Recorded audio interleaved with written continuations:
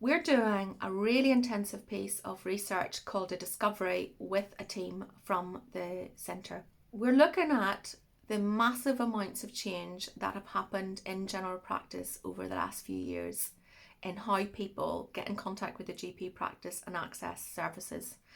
Now, some of those changes have been talked about for a long time. For example, increased use of triage, where you can ask some questions whenever you get in touch with your GP practice, so that make sure that you access the most appropriate part of the service. But the pace of change has been extraordinary because of COVID, because it had to be. And now we want to take stock. We want to dig deep into the experiences of GP practices and of their patients and the public to find out what those changes have felt like.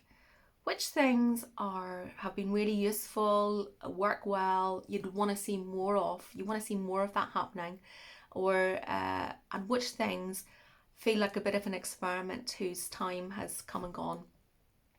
Those are the kind of questions that we want to be able to answer through this piece of research that's called a discovery.